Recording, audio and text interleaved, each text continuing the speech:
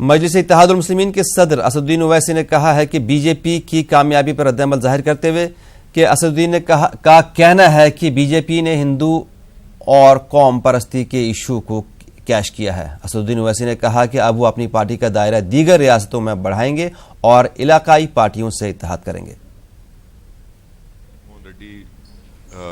आंध्रा में जीते, वहां पर बीजेपी को पूरी 25 पार्लियामेंट काउंसिल में सिर्फ 10 कितने वोट मिले? 10,000 वोट भी नहीं मिले।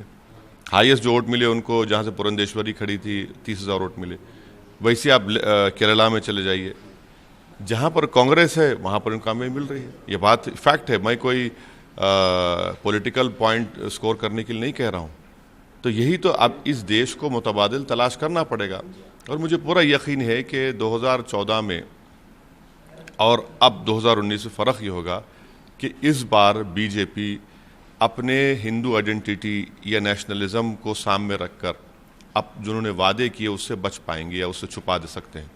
इस बार उनको काम करना पड़ेगा और इतना बड़ा मैसिव मैंडेट इनको मिला है, इनको बताना पड़ेगा काम करके। नहीं बताएंगे तो फिर देखिए, जब हिंदुस्तान की अवाम इनको आसमान पर लेकर जा रही है तो कल ज़मीन पर भी लाएगी।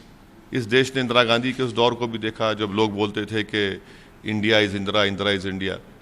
इस देश ने वो भी देखा, आज भी देख रहे हैं।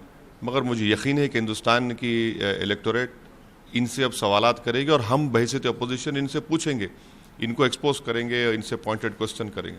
नैरेटिव क्या बन चुका है कि मुसलमान टिकट दिए तो नहीं जीतता। इम्तियाज़ जलील जो आपकी जर्नलिस्ट कम्युनिटी से है, वो इलेक्शन फर्स्ट टाइम लड़े और जीत गए। हमने अलायंस किया हमारे बड़े भाई बाड़ा साहब प्रकाश अम्बेडकर साहब के साथ। तो इसी तरह से हमको आगे बढ़ना है। ये अब इनकी बातों को मैं सुनने वाला नहीं हूं जो कहते थे कि भाई वोट कट जाएंगे, पोलराइजेशन होगा।